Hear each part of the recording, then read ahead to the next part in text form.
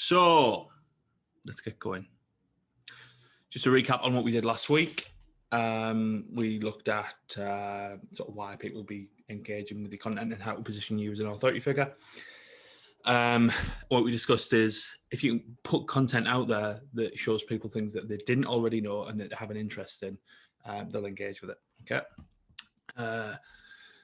So if we're in a position where we have their attention as they're engaging with the content, you're building a relationship with your audience as you're getting across your personality, so you're in front of them and you're seen as an expert, so they're learning from you. If you can tick all of those boxes, then you'll become an authority figure. Okay. We recapped our audience segmentation and elaborated a bit more on why it's important. So if your marketing focuses, I know I start with the word but there, I've just copied and pasted from previous week's slide. So if your marketing focuses on education, so adding value up front, then you'll further qualify the largest segment of your audience. So people that don't know that they need your service, for example, or product, you'll further qualify those people in the next segment, but you'll also build trust with all of your audience, or everybody that's seeing it, and demonstrate authority, quality and expertise to everyone, which ultimately people make their decisions to buy around, okay? As well as convenience. So this way, sorry, somebody trying to get in. Jeez.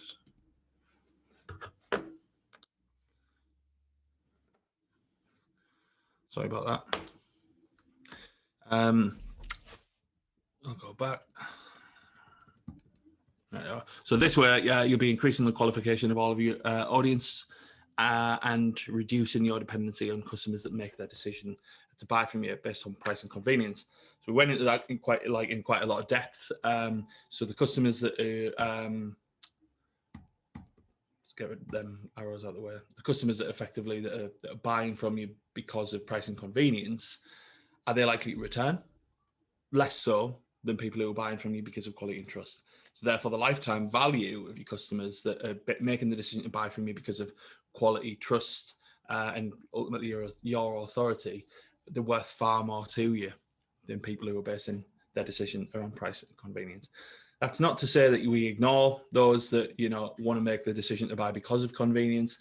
They are low-hanging fruit, but in reality, if you left your business open to the elements and solely focused around targeting people that are going to make their decision because of price and convenience, what you end up doing is exposing yourself to any kind of market changes, any kind of competition, any kind of, you end up in a race to the bottom effectively, and people will move away from you and go elsewhere if the price isn't right. Whereas if it's around quality and trust, they should be loyal to you. So the crux of it is, as I've said, although low-hanging fruit shouldn't be dismissed, the customers make the decision to buy from you because of quality and trust. After you've educated them, they'll be worth far more to you, to repeat custom, than those who've bought from you because of price and convenience.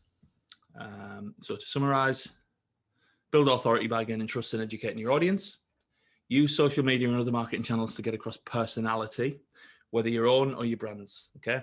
Focus on developing the largest but least qualified segment, so that's people that don't necessarily know that they need it, by adding value up front through education, and those that are already further qualified, so the people further up will follow anyway and benefit from that kind of content.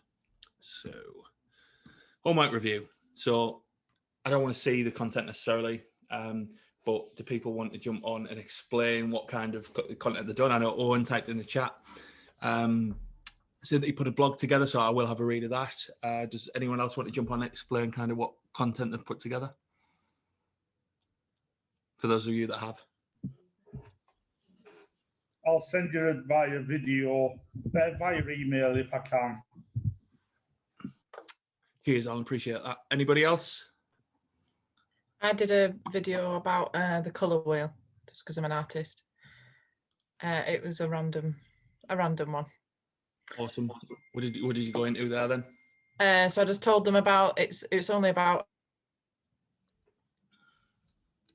I think it's a minute and a half long, but it was about the primary colours, secondary colours, tertiary colours, and what colours you can use in your interior space, and maybe clothing and stuff, and then what colours work well together and opposites and stuff like that. Sounds really interesting. So again, that'll be interesting to your target audience. You know, if we're talking about the students that you're talking about by doing classes online, and it might be full of information that they're perhaps not already aware of. So perfect kind of content. Is anybody else? Yeah, me and Vanessa did a video explaining how to use and upkeep one of our products. Cool. So, which product was it? Beeswax food wraps, or how to wash them and keep them clean and things. Awesome. So yeah, that'll appeal to the people that'll be interested in your product anyway. And I think I've seen an article on people struggling with that kind of thing as well. Like something you do with it leaving marks on food or something like that. Yeah, there was an article that explained why beeswax food wraps are better than cling film and things. Mm-hmm. Cool. So there's already an established kind of problem for you to solve with that one. Great stuff. Well, I'll leave it there on asking you what you've done. It sounds like you've got the idea there, which is reassuring. I'll move back onto my presentation. I hope nobody else tries to join. Right, let's go. So week 2, audience building. So what we'll cover this week, building audiences through data capturing and targeted engaging content. So what we've been through is kind of like what we should be saying to our audience, who our audience is, what motivates them, why they make the decisions, that kind of thing. We haven't really touched upon how yet. We haven't really, all we've done is look at what and why. We haven't really looked at how in great depth. So this week it'll be a bit more techie. So we'll be going in the back end of Facebook, looking at how you can build an audience, how you can set up a pixel, how you can put out a video views campaign, all that kind of thing. So video views, audience capturing, landing page tracking pixels. All our landing pages is a web page specifically designed to send people to in your marketing funnel. Lead forms and exchanges. Now, what I don't want to do is go into too much depth on lead forms and exchanges this week because we do have a session on systematization next week, and lead forms and exchanges would be part of a system. Okay, now I will explain kind of what that's about. I suppose I'll do that now. So as I've mentioned previously, something that you can do to add value up front is educate people. If you can teach somebody something that they perhaps don't already know, then they might be more inclined to engage with your content, and that engagement might be giving you their email address in exchange for something. So for example, if you saw a Facebook, an ad or a post saying download our free guide, whether that's on how you can ease pain or relieve stress, or it might be something around the creative world or something like that, or it might even be a coupon or a discount, something, or a mailing list, whatever. Generally, if you're interested, then there'll be an exchange. So you'd submit your email address or even perhaps your phone number and your name in exchange for this free download. So what that would allow you to do is take that individual's data who you can gauge as well qualified because they've taken an interest in what it is that you're doing. So, actually this person kind of, is into what I'm doing. And they've given you their email address. What it allows you to do is market to them effectively for free because you've then got their details. And yeah, there's an element of spam around email and it becomes a little bit difficult. But if they are engaged in your content and you're still sending them, as we've said, educational content, adding value up front, then the content is less spammy and more likely to get engaged with. So I'll show you in more depth next week around how we can set up these lead forms. Just want to give you a bit of an overview of what I meant by lead forms and exchanges there. I don't want to bombard you. Anyway, so your authority doesn't automatically mean their attention. So all of the stuff that we've been through on how to build authority, how to position yourself as an expert, how to influence people's decision making, what we've got to think of is how people are interacting with Facebook. And they might click like on your page, they might click follow, those kinds of things do happen. But in reality, it's difficult and very, very rare to get people to, for example, go into their Facebook settings and turn on notifications for when you post, right? That kind of thing is a big ask. And for those of you that aren't really aware of what I'm talking about, generally, when you're on Facebook, you'll get notifications for your friends and things like that. And it might even be your business page, whatever that might be. Unless you visit somebody's page, unless, you know, Facebook might have recommended you some kind of business and put a notification on. But unless you visit somebody's page that you're very interested in and change the notification settings so that you get an alert whenever they post. Okay. Now, a lot of businesses do try and encourage people to do this, but unless you actively go on there and change your notification settings so you get a notification, okay, then ultimately the way that you'll be interacting with that business and that business will be interacting with you is still through interruption marketing. Okay. You're not going to be, as a customer or an audience member, you're not going to be actively like sort of, you know, waiting for them to post on bated breath, like searching for them constantly. They're just sort of, you know, they're in your line of sight, if that makes sense. So you might see them as an authority figure, but it doesn't necessarily mean that you're going to follow them around on the internet or set up your notification setting so every time they say anything that you get a notification. So from the other end, as a business, then you have to think, okay, well, how do I approach this then? How do I, you know, make sure that I'm interacting appropriately with each segment of my audience? As we said here, when you're using interruption marketing, which we are, to position ourselves as authority figures and educate people and put out value-adding content, you can't expect them to actively search for everything you do. You can't expect them to follow you around. So it's your job to make sure that you are sort of omnipresent, okay, that your marketing is targeted. Certainly if you've got, you know, if you want to do things based on the audience segmentation that we looked at prior, then you're going to need a tailored approach to marketing. Some people will need educating. Some people will just need awareness. Some people will need a bit more of a demonstration of quality and trust. So as I've said here, if we're banking on customers actively just, all right, they've seen one of our videos, now they're going to search for us and buy. Think again, that's attraction marketing. You've got systems for that. As we said, we've got the likes of Google, and they might find a listing on Facebook or whatever it is. But we need to use interruption marketing. That's the medium we started with. And until they are qualified enough to be looking to make a decision to buy, which is at the very end of your pipeline, then you need to continue with interruption marketing. So how do we keep interrupting our audience? How do we tailor our content to their level of qualification? As I've said, for example, if they need educating, we need to focus on that group of people. If they need more quality and trust, they might need a different video. We have to interact with people based on their level of qualification. Certainly, if you have a big ticket item, if you're selling something that isn't just, you know, 10 quid, okay, then they're going to need a further degree of qualification. And ultimately, you don't want to be showing people the same content, okay? The way to look at it is, I think I mentioned this last time, if you're fishing, if you go out into, you know, the ocean and cast a line out, you know, you don't know necessarily what you're going to catch. But if all these fish are in a barrel, it's a lot easier. So this is what I mean by audience building. If you can pool all of your fish into one place, it makes your life much easier.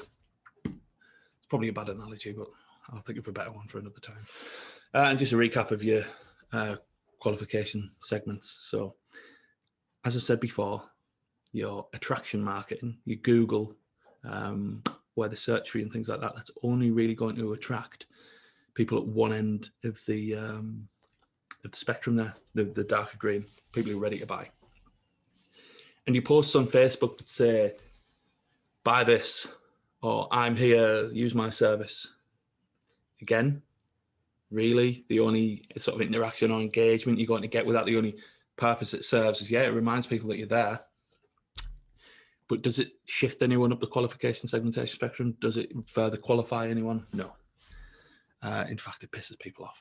So, audience building. And here's how to do it. Now, how do I do this? What I'm going to do is I'm going to go into the back end of Facebook and show you how to do it. So I need to stop the screen share and go onto, is it this one?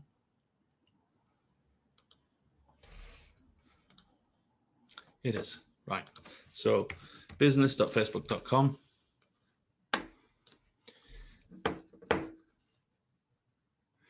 So for those of you that aren't aware of what I'm doing here, I've gone to business.facebook.com. It's Facebook Business Manager. What this allows me to do is basically manage what's going on with the back end of Facebook regarding ad campaigns in more depth than you can at the front end. So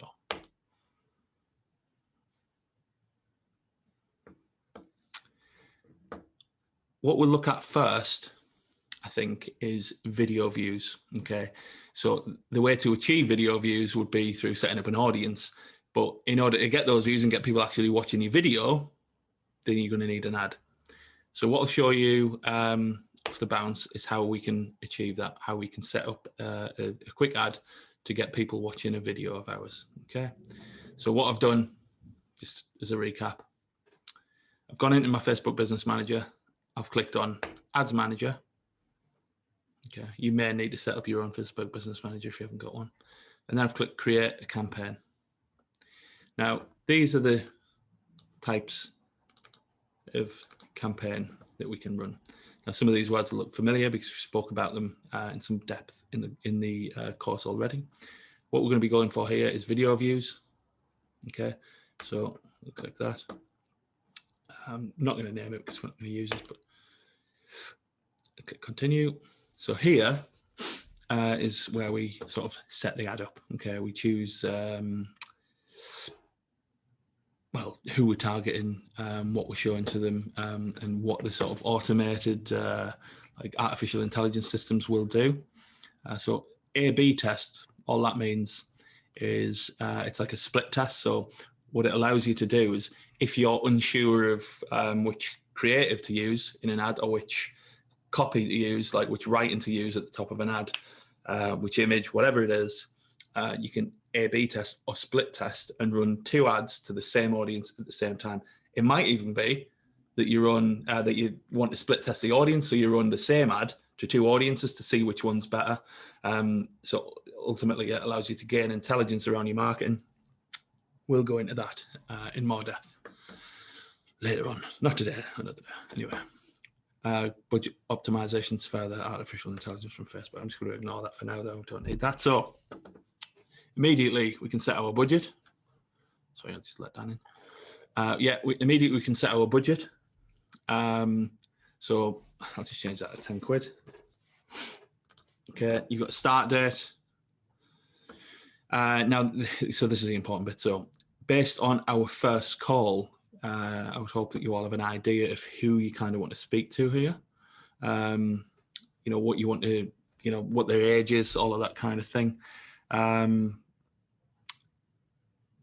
You know, depending on what your product is, you'll have a better idea than me. In terms of locations, if you are a service that is sort of geographically specific, let's say, if it requires people to come and visit you, then you're going to have to edit your location and set it to Hartlepool. You can drop a, I'll show you.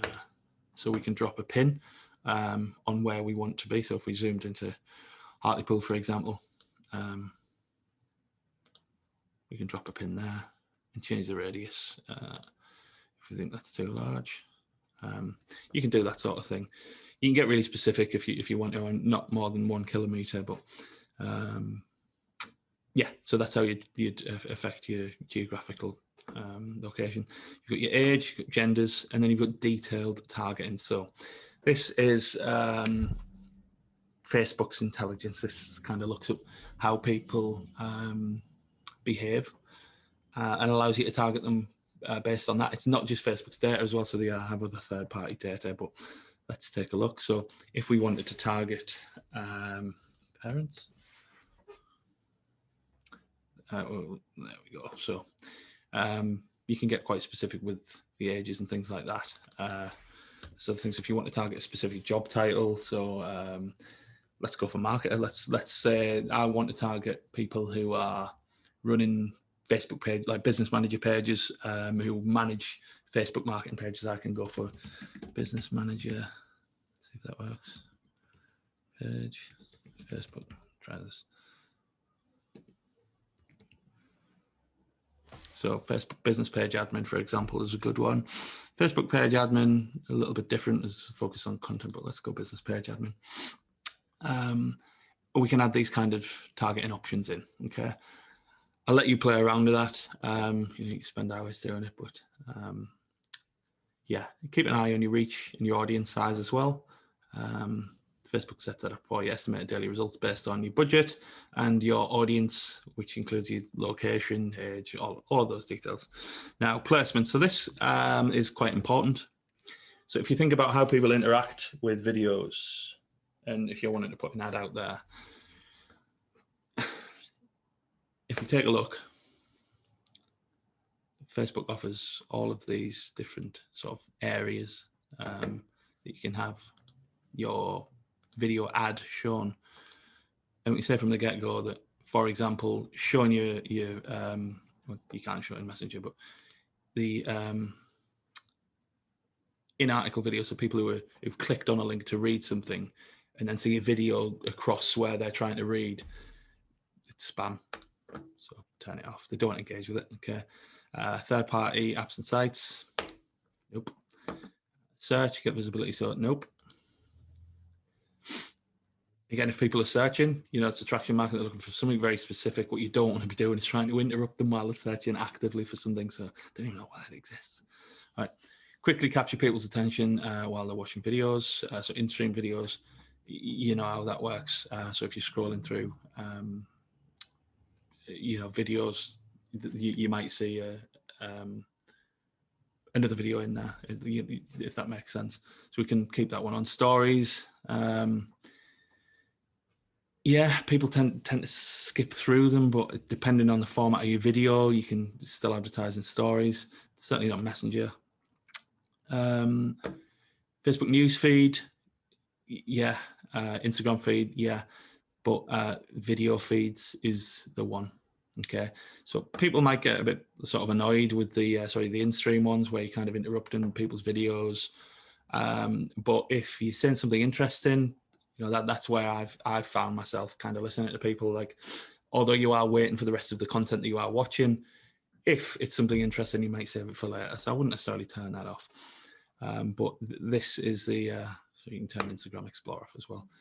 So Facebook video feeds is generally how people would engage. So when you watch a video, you generally scroll down and you see more videos. Get yourself into a rabbit hole there. Turn Marketplace off too. Let's recap this because I've kind of just brushed over it. But so you can keep in-stream videos on if you're confident that your content will be engaging enough to capture people's attention who are watching another video in that little ad that kind of lasts 10 seconds or 5 seconds before you skip, or if it's short enough, plays in full length. The likelihood is your content should be about a minute and a half, 2 minutes, so it's probably going to be a skip thing. Stories, again, people do sort of skip through stories and things like that. I wouldn't necessarily turn those off for Instagram or Facebook. I would say that Facebook, people don't really watch Facebook stories, but certainly Instagram. And your feeds, so Facebook news feed, Instagram news feed. Again, people won't necessarily be able to hear it, but if you've got visually engaging content and they can see something they're interested in, you get engagement through feeds, but it's the video feed. That's the kiddie here. So just to recap, for those that are watching back as well, you've got those there, okay? Right. So optimization and delivery, this is what Facebook will prioritize. So their artificial intelligence will try and, the goal of Facebook when distributing your video, this is where you're going to change it. So Facebook can either show your video to people who are more likely to watch 2 continuous seconds, or a through player, which is watching it for at least 15 seconds. Realistically, 2 seconds is going to be a much larger audience than the through player. That's, people watching 2 seconds of a video. You're distributing it to a lot of people, and it might build you a big audience, but are they necessarily interested? No. However, a through player, if somebody watches 15 seconds, as long as your content's engaging enough to keep them, then you can say, okay, yeah, I'll build a relatively well-qualified audience, although it won't be as big as the 2 seconds. I want to go for this one. I want to build an audience of people who have seen this 15 seconds or longer. So I go through play. Yeah, next. Now this is the creative area. So if you've posted this to your page, which I would recommend rather than running the ad dark. So what I mean by that, sorry, is Facebook allows you to create an ad in the background through Business Manager that doesn't appear on your page. What I would suggest is that you post your video on your page, on your Facebook page, to get your organic engagement from your existing audience, but also run it as an ad. So you can use an existing post, you can create a new one, or a Creative Hub mockup. I'm not even sure what that is. I haven't used this in long enough, but right. So then we select post. Okay, and we're using video views. So let's click that one. This is an example of a video that we've uploaded in the past. And it'll demonstrate kind of what your ad will look like based on each of the platforms that we've said that we want to use it on. Which you can take a look at there. Okay. You can add a button. So if you want to generate messages from your video, you can. Realistically, the goal that we're going for here is video views. So you can add a button.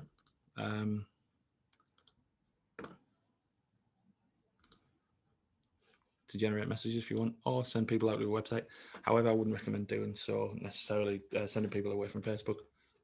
I think you're better going for a native call to action that keep people on Facebook. So anyway, once you've chosen your post, okay, publish. Okay, I haven't got a payment method set up, so it won't work, but let's just pretend. Okay, right. So that is how you set up a video views ad.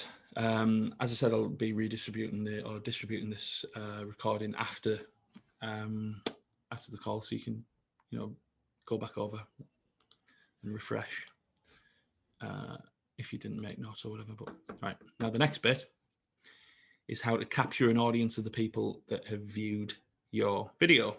So as I said, just because they've viewed your video doesn't mean our job done. You've got to follow this through. You've got to make sure that they're sort of, yeah, you might have educated them, okay, but they've only seen you once. Are they realistically, after watching one video, well qualified enough to buy?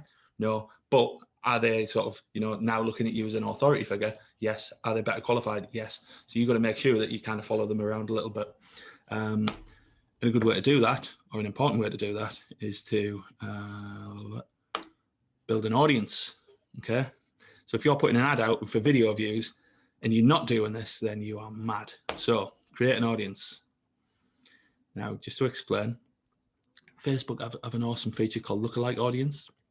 What that does is it looks at an audience of yours. So that could be website views. It could be an uploaded list of customers. It could be video views, and it will profile them and then create another audience that you can target that, you can reasonably assume might have an interest in what your product or service is. So handy little thing. Anyway, custom audience. I've changed it again. Anyway, so Facebook sources, okay, because I'm not looking at website immediately. I'm not uploading a list, okay. It's video views, people who've engaged with our video. So I'll click video views. I'll click next. And this is where I get to choose. Sorry, got a notification there in the chat. How does this go with GDPR? I'll explain. I'll come back to that. I mean, it's 100% GDPR kosher. If you're asking for people's lead details, like personal details, then you have to become GDPR compliant. You have to have double opt-in. But with Facebook, we don't get to find out the people's names unless they take an action on Facebook. Okay, so it's Facebook's responsibility, effectively, Alan, if that makes sense. But all right. This is where we choose how they've engaged. Now, I'd always suggest that we go for people who watch at least 25% of the video, or we go for the 15 seconds. So then we know realistically that if they watch 15 seconds, as I've said earlier on, they're going to be reasonably interested in what you're doing. So you can go for either of those. You don't want to be going for the 95% because, I mean, well, yeah, you don't need to. So just because they haven't watched it all, it doesn't mean they have some degree of interest. So let's go over through play, okay? Then we get to select our, hold on a sec. That's the secondary audience. Then we get to choose our video.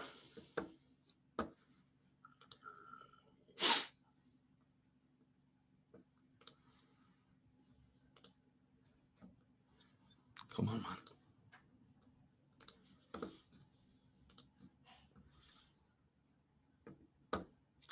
So, video chosen. Confirm. Audience term. So, psychological pricing techniques. Create audience. You can, from there, create a lookalike audience, a Facebook profile, but or go on to create another custom audience. But let's just click done. So we have that audience there. So if I'm running an ad, you know, and getting video views there, then they'll tally up in this audience. What I can then do, okay, is if we take you back to the ads manager. I think it was that one I was just doing. But sorry. What I can then do when I'm looking at my targeting, okay, I can include people who've watched that video. So the audience that I've just built through targeting people with a video views campaign, I can then set up another ad, okay, to target the people that have already watched that content. So if you consider sort of what that would look like in reality, somebody sat, watch a video of you, okay, past 15 seconds, or your business, they've got some degree of interest. Then at a later date, you've then appeared in another ad. Okay, you already know that they've kind of, you know, you've been introduced. They've got some degree of qualification, let's say. So then you can increase that level of kind of. I mean, you can maybe introduce a call to action depending on what your product is. If it's a high, like a big ticket item, then I'd probably continue with the education and the value added stuff. But there's nothing to say that you can't run 2 ads to that audience at the same time, or even there's nothing to say that you can't be pooling sort of multiple different educational ads. You know, you might be running 3 different video views ads, pooling them all into one kind of call to action ad, like for you know, messages now for whatever. So you can kind of play around with these audiences, and it means that you know that you're targeting people of different levels of qualification. You can target people that have liked or engaged with your content as well in other ways. As we said, when we're looking at audiences, so let's go back to the audiences, sorry.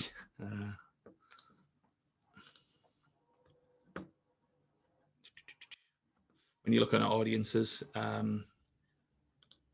if we create a custom audience from Facebook sources, again, people who've submitted lead forms, who like your Facebook page, who are on the Instagram account, that kind of thing. So there's all sorts of different ways you can use your audience on Facebook to retarget and segment. Anyway, what I'm going to show you now is another important area of audience building. So if you're, for example, let's say we ran a traffic ad, we were driving clicks from Facebook to our website. Let's just say we were doing it to our video views campaign as well, like people who we built in this audience, this psychological pricing techniques, for example. We'd built up 2,000 people, and then all of those 2,000 people, we set up another ad that says, come and visit this page and sign up to our free, for example, our business growth bootcamp, for example. What I could do then is set up an audience for the people that have visited my website. Okay, so then I know that to a greater degree that they're further qualified, that they've clicked. Okay, they've engaged again. So what you're doing there is you constantly sort of segmenting people based on the level of qualification and interaction that you've got with your business. Now, the first thing you need to do, if you haven't already done this, is create a pixel. So a tracking pixel. So those of you that have been on like a news website or wherever, if you visit a new website, you generally be faced with do you want to accept cookies? And your Facebook pixel is effectively going to leave a cookie to track you. So we've got this set up already. So on our website, we have a pixel set up. So if people visit it, our website, I can then track them in our website views audience, which I've already got set up. So let's go back to audiences. So if you have just installed your pixel, what you can do is go to custom audience, website views, and you can choose like how long it is since they've been on your website, all website, all website visitors, people who've been on a specific page, all those kinds of things, and create the audience. Now, creating the pixel, I'm not sure if it'll let me do it because we've already got one, but let's have a look. Right, create. Let's create ad, create look like, yeah, so I can't do it. Effectively, what you can do from here, just double check, connect there, so I'll see if this lets me do it. Yeah, I've already done it, never mind. So yeah, creating a pixel, I think I've already got a video on how to do that, so I can include it afterwards, but it's a relatively straightforward procedure if you have somebody managing your website. If you're managing your own website, there is integrations with things like WordPress, I think, where you can kind of connect them and it does it automatically. Otherwise, it's perhaps a little bit more complicated because you have to drop lines of code and stuff like that in. So it's fairly easy. I mean, it was easy for me because I just emailed my web guy, which is Dan, and said, please do this. So yeah, if you've got a web person, it's easy done. Just follow the instructions when you're creating it. It's really intuitive. If you haven't, as I said, follow the video instructions that I'll send you in an email. Right. So that's about it for audience building in terms of the back end of Facebook. There is the possibility to set up, as I mentioned, how much time have we got left? Yeah, we've got time. So there's a possibility to set up lead capture forms as well to build your audience.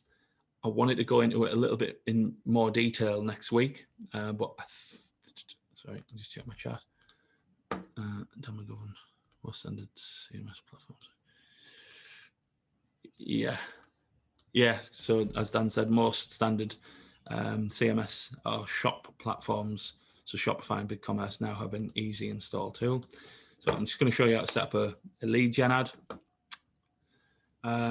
So again, I wouldn't go out there to a cold audience with a lead generation ad. This requires some degree of qualification and opt-in from your customer. It's not an easy thing to go out there to, as I said, the ocean, for example, like where you don't have a well-qualified group of people and say like, oh yeah, take action. However, if you've already built trust, you've already demonstrated value, you've already positioned yourself as an authority figure, it's much, much easier to expect them to take some kind of action. So I would strongly recommend that, for example, your video views audience, if you sort of, repeat in that stage as well, that you then perhaps introduce a lead generation ad. Certainly before a conversion ad, I would suggest. It's much easier to opt into a lead gen ad where you're exchanging something for free rather than it is getting them to spend money. Anyway, and then you can market them for free and get them to spend money. So I'm going to fly through this because I've shown you it all prior. So there's any other pages we can do? Right.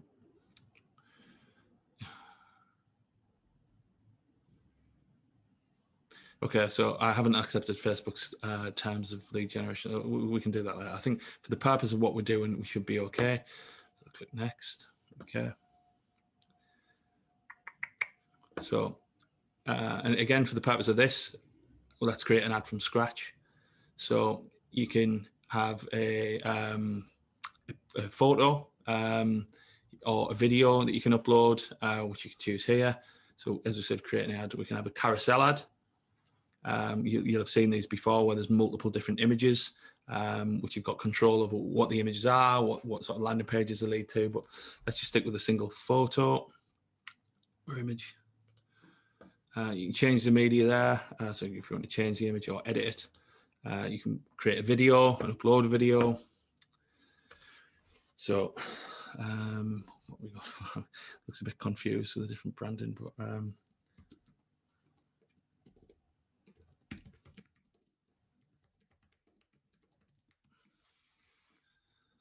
So that's where your primary text will appear on Facebook, on your feeds. So whatever you type in there, it'll be, you know, general Facebook post, positioning and placement. On Instagram, as you know, it goes below. Headline, so this will appear on the image. Okay, so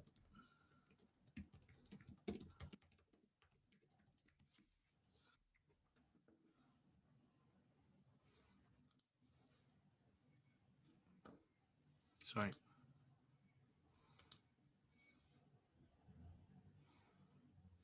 Hold on.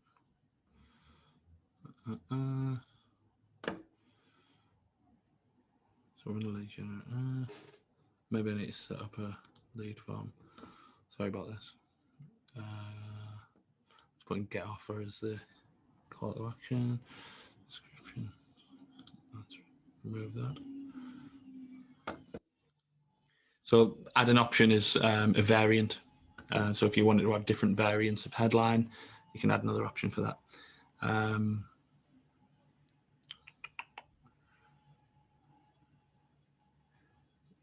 Question format, instant form, automated chat. Right. So create form.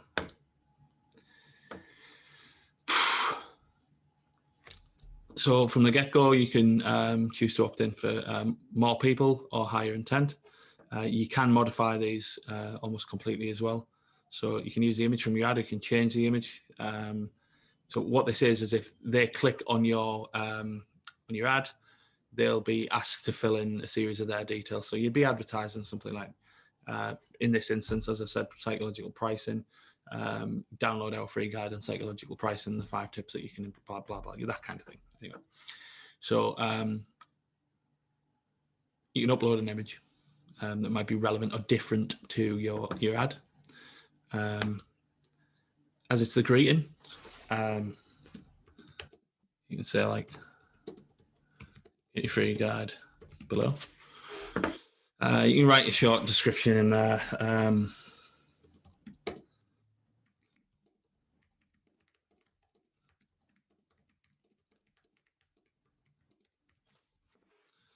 It's not nice. So change your questions. So we've got email and full name. You don't really need any more than that, but if you wanted to add stuff, you can have long answers, conditional stuff, multiple choice, appointment requests. So depending on the kind of business, it's pretty handy. And you can drive like some decent quantity of these as well. Like I haven't done it in the past. Privacy, so you can add a link to your privacy statement that you might have on your website. Again, link text, so or a disclaimer there, and then completion, which is the final page, just saying thanks, you're all set. Nice one, and you can pop a link into your website, so they can click that at the bottom. Then you click publish. That will create you a lead form. I haven't filled out half of it. We don't need to do that, but then once that's done, you have something to drive your call to action to, and then you click publish. But as I've said, I wouldn't set up a lead gen ad to a cold audience. I'd use a custom audience that you've built from video views or something like that. But once you're generating those leads, what you can do is you can set up another ad on Facebook and target the leads that you've generated, perhaps with something even stronger, like a buy now or get an offer or something. Or you can be smart about it and integrate that with an email system, and send them, and it can even be text if you've got, if you're asking for the mobile number, or if you have a business development arm to your business, where you want to give them a call and have a chat with them, that kind of thing. If you're asking for the phone number, all of those different kinds of, platforms can integrate, because you've then got their details. You can start marketing them away from Facebook. Sorry, another message. Apologies. No worries, Julie. Speak to you soon.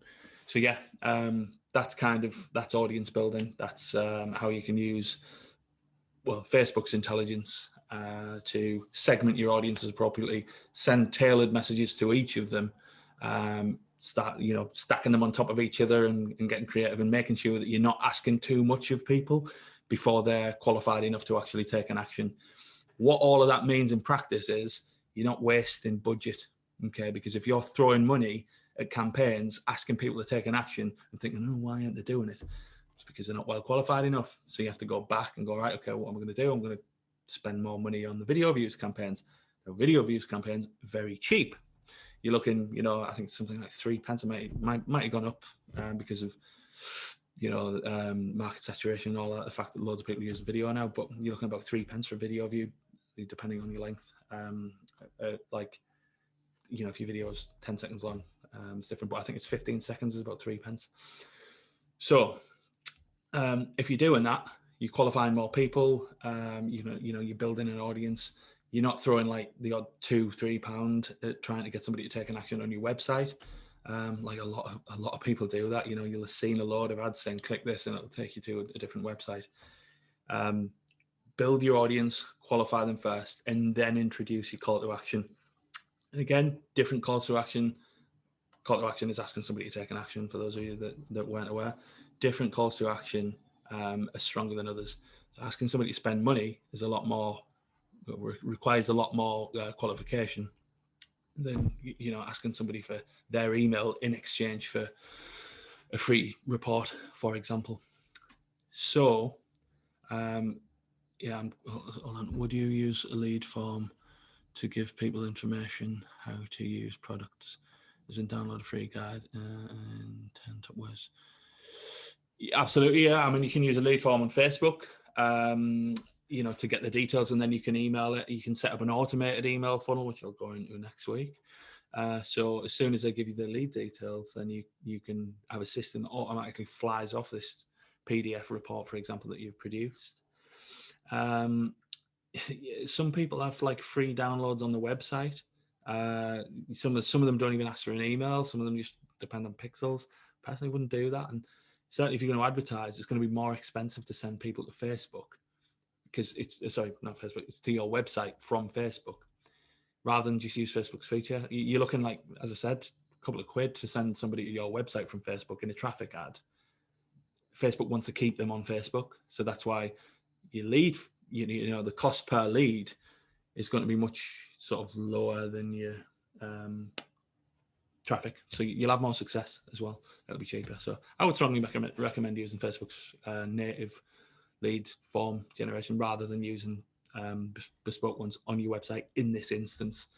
The difficulty is when you've got when you're selling a service and things like that, and you find yourself having to include more on a landing page, and you need something much more dynamic than the Facebook's lead forms, because you're asking for a little bit more, you know, in terms of details like phone number and all that kind of thing.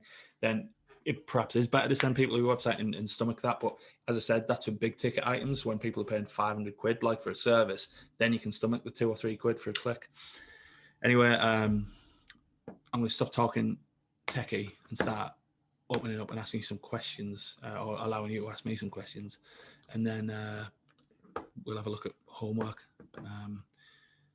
Stop share. So, any questions?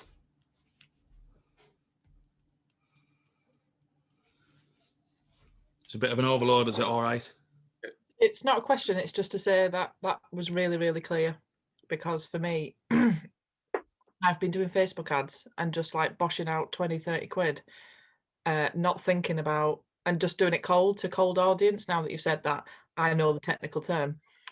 So I've been doing it to these cold audiences, and obviously they're not been responding like for my classes and stuff, event. Whereas if I'd have done the structure that you're saying and built it up and showed them a video first of me maybe doing a sketchbook and then getting them and linking it to them afterwards, then they might have signed up for my course. Yeah. I mean, somebody could say, oh, well, that's speculation, but you can guarantee that they'll be better qualified and there's more chance of them doing so. So that was just say thank you. Sorry, that was to say thank you. It was really clear. Good. Glad that helped. Can I just add something there, Tom? Depends. I was just thinking there with the pixel, there is one new requirement that Facebook have just implemented. I don't know if you've seen all this about the Facebook iOS update where people are panicking. It's not a biggie. All you have to do is you have to verify your domain. It's just another step. And that's normally by adding a line of code into your server. It's really simple to do, to be honest. So most people shouldn't struggle with that. It's just a step you need to do.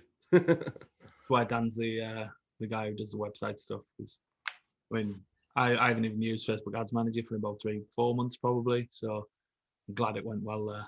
Could have been a real mess. Could have got completely lost and then had to ring Dan. But I managed. Any other questions? Any other?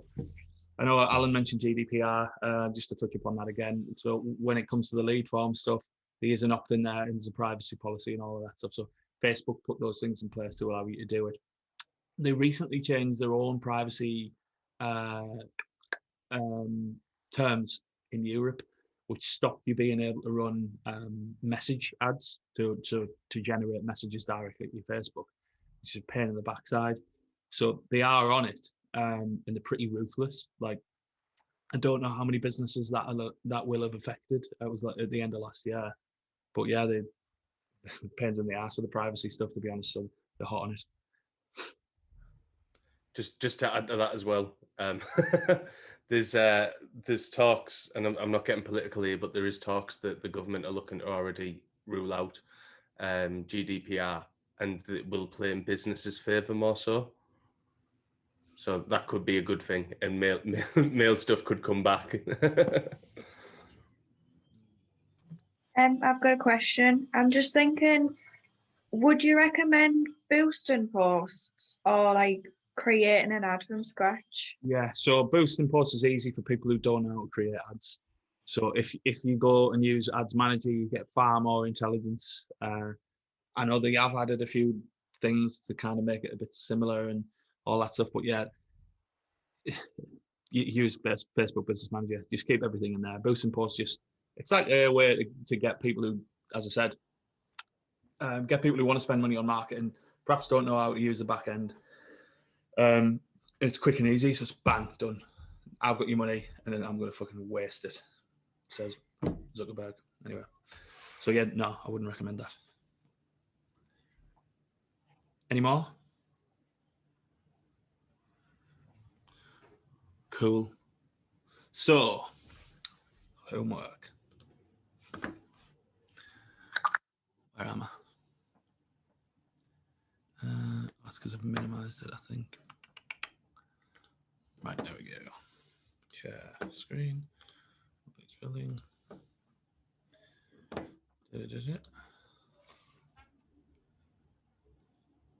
So to summarize, use video format to put yourself, your hook, your educational content, and your brand in front of your audience. Capture them and retarget them. So there's the key word, retargeting, okay, with tailored content. So you know how qualified they are.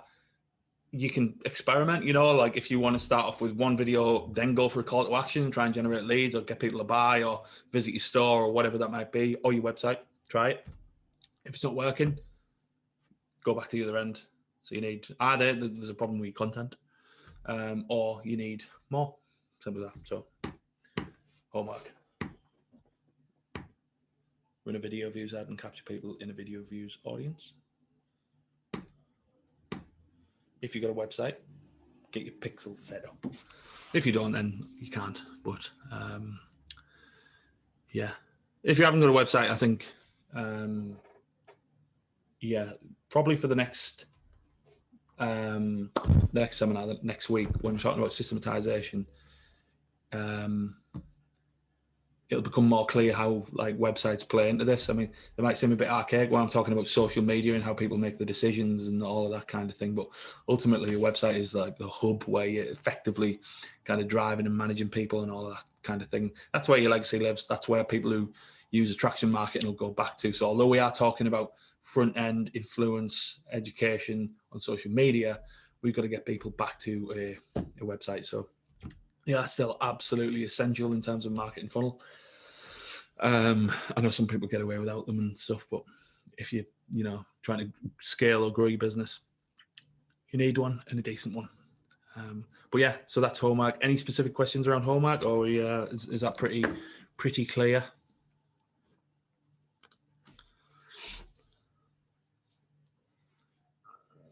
Cool. Right. Just double checking the chat. Yeah, would you? Yeah, sound. Right. Thanks, everyone. I'm going to send out an email with a recording. I'll put a couple of links in. I'll also put Dan's link in as well if you get stuck with a website, because Dan's actually a web guy himself, so he might be able to take your website on. I don't know what his workload's like at the moment, but he's great in terms of account management. Obviously, I use him. So thanks. I'll also include my personal link as well. I know a couple of people are taking advantage of the strategy calls to have a chat. Most of what I'll go through in the strategy call will be featured in this boot camp, but there will be bespoke questions that you'll want to have a natter about too. So I'll include that again as well. But yeah, have a great rest of your week. Enjoy the fireworks politically as well. Yeah, all of that. So yeah, nice to see you all, and Godspeed. Farewell.